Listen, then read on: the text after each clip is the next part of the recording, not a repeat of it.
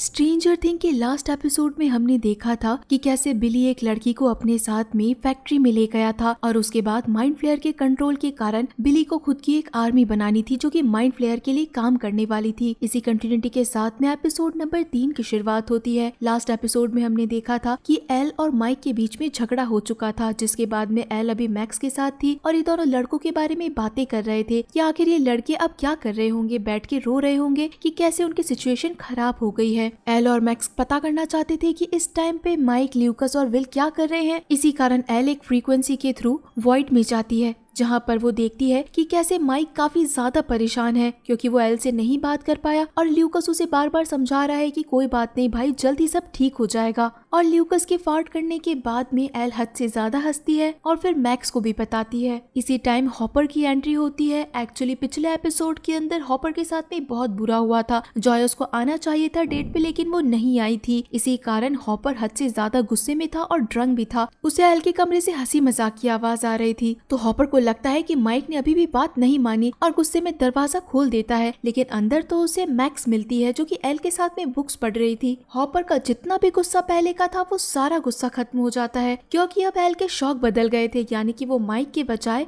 अब मैक्स के साथ में है। इधर एल और मैक्स बैठ के एक गेम प्ले करना शुरू करते हैं कि एल वॉइड के अंदर जाके हर किसी को देखेगी कि कौन इस टाइम पे क्या कर रहा है। बिली का नंबर आने पे वॉइड में जाके एल देखना शुरू करती है कि बिली इस टाइम कहाँ है, जहाँ पे उसे पहले बिली की गाड़ी मिलती है जिसका एक्सीडेंट हो रखा है और कुछ ही दूर आगे बिली दिखाई देता है जिसके आगे एक लड़की भी है और वो जोर जोर से चिल्ला रही है। एल डर जाती है तो मैक्स कहती है कि बिली की काफी सारी लड़कियां फ्रेंड्स हैं, तो हो सकता है उन्हीं में से वो एक लड़की के साथ हो और इसी कारण आवाजें आ रही हो, तुम आके देखो कि और क्या हो रहा है। लेकिन उसी टाइम बिली पलटता है और बिली को फील होता है कि उसे कोई देख रहा है। इसी कारण एल बहुत ज्यादा डर जाती है और वो हैंड टू हैंड वॉइड से बाहर निकल जाती है। जिसके बाद सीन शिफ्ट होता है माइक, ल्यूकस और विल के ऊपर। माइक और ल्यूकस का तो मन नहीं लग रहा था क्योंकि इनकी लड़कियों से बात नहीं हुई थी, लेकिन विल यहाँ पे गेम खेलने के मूड में था। जैसे कि विल को विल द वाइस कहा जाता है क्योंकि विल बहुत अच्छी ड्राइंग करता है और उसने खुद के लिए कैरेक्टर चूज कर रखे हैं। विल ने वैसा ही कॉस्ट्यूम पहना था और अब वो माइक और ल्यूकस को गेम खेलने के लिए कहता है। यहाँ अगली सुबह हॉपर ऑफिस जाने के लिए रेडी हो रहा था,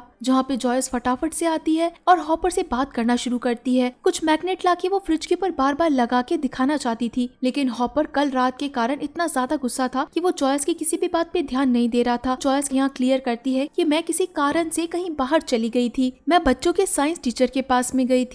ये चीज सुन के तो हॉपर को और गुस्सा आता है कि उसे डेट पे होने के बजाय साइंस टीचर के पास जाना जरूरी लगा। तब जॉयस कहती है कि हमारे यहाँ से मैग्नेटिज्म गायब होने लगा है, पहले मेरे फ्रिज से ये सारी चीजें नीचे गिर गई थी, उसके बाद जब तुम कल मॉल के अंदर इन चीजों के ऊपर से गिरते गिरते बचे तब मुझे पता चला कि कोई भी चीज का मैग्नेट काम नहीं कर रहा है। इसी कारण मैं बच्चों के साइंस टीचर के पास गई, तब उन्होंने मुझे इसका लॉजिक बताया कि कोई अगर बहुत बड़ा मैग्नेटिक फील्ड बनाने की कोशिश करेगा तो हर जगह से मैग्नेटिज्म गायब हो जाएगा और ऐसी चीज करने के लिए लाखों करोड़ों रुपए लगते हैं। जॉयस हॉपर से ये कहना चाहती थी कि वापस से हॉकिंस का लैब खुल गया है जिसके अंदर जरूर कोई ना कोई एक्टिविटी हो रही है, लेकिन हॉपर इन चीजों को लेके बिल्कुल भी सीरियस नहीं था। उसे लगता है कि जॉयस हर चीजों को लेके बार बार में उन्हीं मॉन्स्टर को इमेजिन करने लगती है, असल के अंदर ऐसा कुछ भी नहीं है। लेकिन जॉयस बहुत ज्यादा सीरियस थी, इसी कारण वो बैकयार्ड में से कुछ सामान लेके अकेली हॉकिंस लैब जाने वाली थी। हॉपर के पास कोई ऑप्शन नहीं बचता और उसे भी जॉयस के पीछे पीछे जाना पड़ता है। यहाँ एल को कुछ डाउट होने लगता है, इसी कारण वो मैक्स को कहती है कि हमें जाके बिली को देखना चाहिए कि वो आखिर इस टाइम पे कहाँ है। और जब ये दोनों लड़कियां घर आती है तो यहाँ सच में बिली की कार नहीं होती है। घर आने के बाद ये दोनों ही बिली के रूम को देखते हैं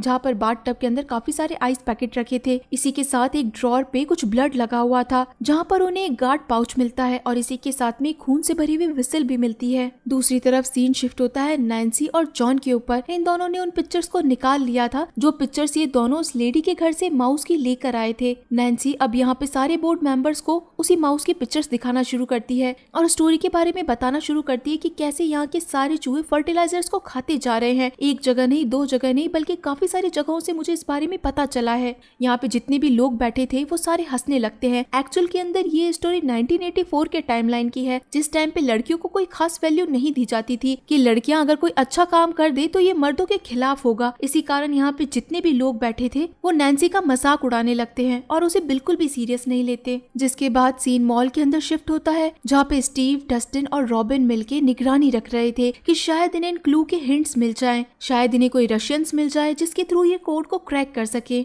इसी के साथ हम माइक, ल्यूकस और विल को देखते हैं। विल तो यहाँ पे अच्छी तरीके से गेम खेल रहा था, लेकिन माइक और ल्यूकस को बिल्कुल भी इंटरेस्ट नहीं आ रहा था। इसी कारण वो दोनों गेम को ज्यादा कंटिन्यू नहीं करते। विल को ये सारी बात समझ में आ जाती है और वो गुस्से में सारा गेम को बंद कर देता है कि तुम दोनों ने मुझे समझ के क्या रखा है। तुम दोनों की अगर लड़कियों से बात नहीं होगी तो तुम्हारी जिंदगी खत्म हो जाएगी। तुम हर समय लड़कियों के बारे में बात करते हो। विल माइक को कहता है कि तुमने तो पूरा समर वेकेशन एल के साथ में गुजारा है, तुम्हें हमारी दोस्ती से कोई मतलब नहीं है। माइक और ल्यूकस विल को समझाने लगते हैं कि ऐसा कुछ भी नहीं है, लेकिन विल कोई बात नहीं मानता और घर से बाहर आ जाता है। बाहर आने के बाद में हम लोग देखते हैं कि काफी तेज बारिश हो रही थी, लेकिन विल फिर भी नहीं रुकता। माइक उस टाइम पे कहता है कि इसमें सारी मेरी गलती थोड़ी ना है कि मैं हमेशा तुम्हारे साथ खेलता रहूंगा। तुम्हारी गर्लफ्रेंड नहीं है तो इसमें मेरी कोई प्रॉब्लम नहीं है। ये बातें सुन के तो विल को और बुरा लगता है और माइक के रोकने के बावजूद भी वो भरी बारिश में वहाँ से चला जाता है। जिसके बाद एल और मैक्स पहुंच जाते हैं स्विमिंग पूल के अंदर हैदर के बारे में पूछने के लिए कि वो आखिर कहाँ पर है। लेकिन यहाँ पे इस टाइम जिनकी ड्यूटी लगी थी वो बताते हैं कि हैदर कल से नहीं आई है, वो जरूर अपने घर पे होगी। एल को वहाँ पे हैदर की पिक्चर मिलती है और उसके बाद में वो हैदर को ढूंढने की कोशिश करती है। इसी कारण वो स्विमिंग पूल के वॉशरूम में जाके सारे शावर्स को ऑन कर देती है और उसके बाद में वॉइड में जाने की कोशिश करती है, जहाँ पे एल को अपनी आंखों के सामने एक रेड डोर मिलता है। रेड डोर ओपन करने के बाद में उसे एक बाथटब मिलता है जो कि पूरी तरफ से आइस क्यूब से भरा हुआ था और तभी उसके अंदर से निकल के हैदर आती है जो कि एल से मदद मांगने लगती है और उसके बाद हैदर को कोई नीचे की तरफ खींच लेता है। ये चीज देख के एल बहुत घबरा जाती है कि आखिर हैदर जरूर कोई ना कोई मुसीबत के अंदर है और उसे वहाँ से बाहर निकालना ही होगा। यहाँ सीन हॉपर और जॉयस पे शिफ्ट होता है। ये दोनों मिलके हॉकिंस के लैब के बाहर पहुंच चुके थे। इस टाइम तक हॉकिंस का लैब ऐसा बिल्कुल नहीं लग रहा था कि इसके अंदर कोई एक्टिविटी हुई होगी। अंदर आने के साथ में ही जॉयस को बॉब की याद आने लगती है, क्योंकि यही वो जगह थी जहाँ पे बॉब ने अपनी जान की कुर्बानी देके इन सबको बचाया था। अगर उस दिन बॉब के ऊपर सारे डेमोडॉग अटैक नहीं करते तो शायद आज जॉयस और बाकी सब लोग जिंदा नहीं होते। तभी हॉपर आके जॉयस को अपने साथ में आगे लेके जाने लगता है। तभी हम वहाँ पे एक चीज नोटिस करते हैं कि यहाँ के कैमरे ऑन है। आखिर इस बंद लैब के अंदर कैमरे किसने ऑन रखे होंगे। इसी के साथ स्टीव, डस्टिन और रॉबिन को भी एक हिंट मिलता है। इन्हें एक रशियन आदमी मिलता है जिसके पीछे एक बहुत बड़ा बैग था, लेकिन आगे जाने के बाद इन्हें पता चलता है कि वो तो बस एक डांस टीचर है। लेकिन तभी रॉबिन के पास में अपने स्टोर के अंदर एक डिलीवरी आती है जिसके ऊपर एक फॉक्स बना हुआ था, सिल्वर फॉक्स। और तभी यहाँ पे रॉबिन को क्लिक होता है कि जितने भी कोड हैं वो किसी रशियन चीज को नहीं शो करते हैं, बल्कि ये सारी चीजें मॉल से रिलेटेड है। बाहर आने के बाद उसे एक चाइनीज शॉप मिलती है, साथ ही साथ एक शूज की शॉप और इसी के साथ में एक वॉच भी मिलती है। और वॉच के अंदर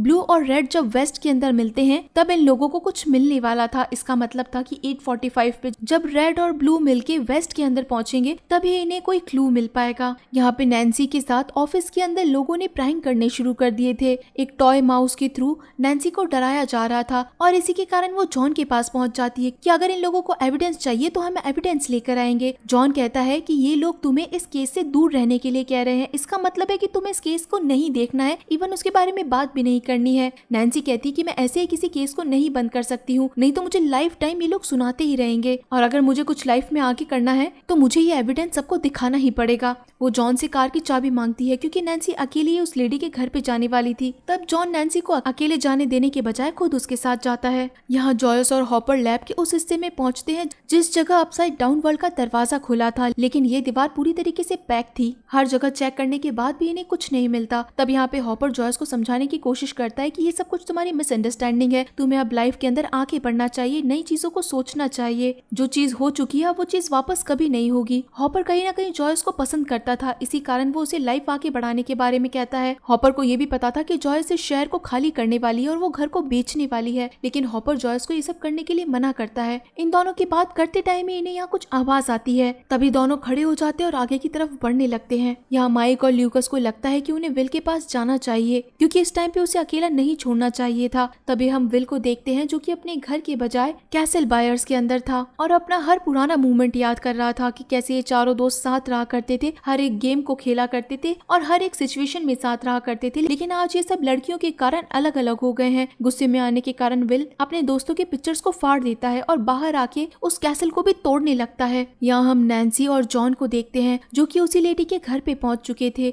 डोरबेल बजाने के बावजूद भी वो दरवाजा नहीं ओपन करती है। तब जॉन कहता है कि जरूर वो बाहर गई होंगी, तो नैन्सी कहती है कि वो बहुत ओल्ड लेडी है और इतनी बारिश के अंदर वो अकेली कहाँ घर से बाहर जाएंगी। ऊपर से घर का दरवाजा भी खुला था, इसी कारण ये दोनों अंदर आके बेसमेंट तक जाने लगते हैं। तभी इन दोनों की आंखों के सामने एक बहुत ही खतरनाक सीन आता है क्योंकि वही ओल्ड लेडी वहाँ जितना भी फर्टिलाइजर रखा था उसे खुद खा रही थी। इन दोनों को आखिर समझ नहीं आता कि आखिर ये लेडी ऐसा कर क्यों रही है। जिसके बाद सीन स्टीव, डस्टिन और रॉबिन पे शिफ्ट होता है और ये दोनों 8:45 पे मॉल की टेरेस पे पहुंच जाते हैं। असल के अंदर ये दोनों स्टोर रूम के बाहर खड़े थे। कभी भी अगर स्टोर रूम में कोई चीजें आएंगी तो उसके लिए कोई बड़े बड़े से सिक्योरिटी गार्ड नहीं खड़े होते हैं, लेकिन यहाँ जो भी सामान आ रहा था या फिर जा रहा था उसके लिए 2 गार्ड्स खड़े थे, वो भी हट्टे कट्टे, जिनके पास में बड़ी बड़ी बंदूकें थी। ये चीज देख के इन्हें शक होने लगता है। ऑलरेडी स्टोर रूम के अंदर कुछ बॉक्सेस पहले से ही रखे थे। यहाँ स्टीव डस्टिन से दूरबीन लेने की बार बार कोशिश कर रहा था और इसी बीच के अंदर थोड़ी आवाज हो जाती है और ये दोनों नीचे छुप जाते हैं। तभी वो गार्ड टेरेस के लिए निकल पड़ते हैं। दूसरी तरफ हॉपर यहाँ जॉयस को कह के जाता है कि तुम यहीं रुको, मैं आगे जाता हूँ। लेकिन आगे जाने के साथ में ही कोई हॉपर के ऊपर अटैक कर देता है और उसे बहुत बुरी तरीके से मारता है। हॉपर उसका चेहरा भी नहीं देख पाता और सामने वाला बंदा हॉपर को बुरी तरीके से इंजर्ड करके वहीं पे बेहोश कर देता है और वहाँ से भाग जाता है। तभी जॉयस हॉपर को ढूंढती हुई आती है और वो अपनी आंखों से देखती है कि एक आदमी यहाँ से बाइक पे बैठ के निकल गया है। जिसके बाद सीन यहाँ पे एल और मैक्स पे शिफ्ट होता है। ये दोनों ही हैदर को ढूंढते हुए उस रेड डोर तक पहुंच जाती है। असल के अंदर ये हैदर का घर ही था। जहाँ अंदर जाने के बाद हमें टॉम दिखाई देता है। ये नैन्सी का बॉस था और हैदर टॉम की बेटी थी। लेकिन अंदर जाने के बाद सबसे शॉकिंग चीज ये थी कि यहाँ पर बिली पहले से ही बैठा था।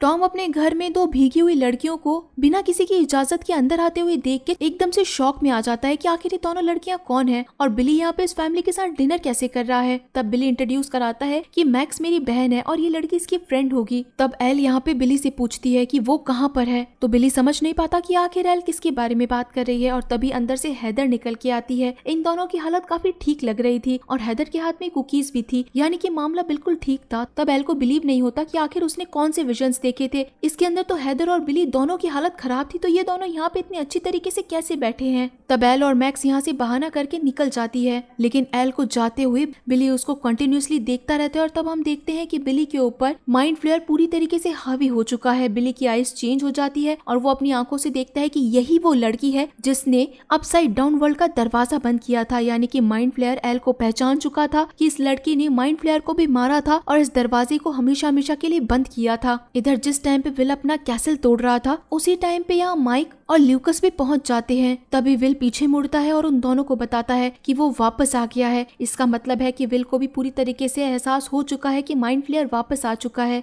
जिसके बाद सीन वापस से हैदर के फैमिली के डिनर पे शिफ्ट होता है। हैदर की मॉम को कुछ सही नहीं लगता, इसी कारण वो अपने रूम में रेस्ट करने के लिए जाती है, लेकिन आगे जाते ही वो बेहोश हो जाती है। जब टॉम अपनी वाइफ को संभालने के लिए आता है तो पीछे से हैदर आती है और एक बॉटल से अपने फादर का सर फोड़ देती है और इनके पीछे बिली ही खड़ा था, जहाँ पे हैदर अपने फादर के मुंह के अंदर एक टॉवल डाल देती है। और इसी के साथ गाइस ये शानदार एपिसोड यहीं पे खत्म हो जाता है। इस एपिसोड के अंदर काफी सारे सस्पेंस हैं, जैसे कि वो ओल्ड लेडी जिसने फर्टिलाइजर्स खाए थे, आखिर इसके पीछे क्या रीजन हो सकता है। यहाँ पे बिली भी अपनी धीरे धीरे करके टीम बिल्ड कर रहा है और विल को भी पता चल चुका है कि माइंड फ्लेयर वापस आ चुका है। तो इन्हीं सारे क्वेश्चंस के जवाब गाइस हमें अगले एपिसोड्स में पता चलेंगे। तो चलिए फिर मिलते हैं आप सभी लोगों से नेक्स्ट एपिसोड में। तब तक के लिए टाटा।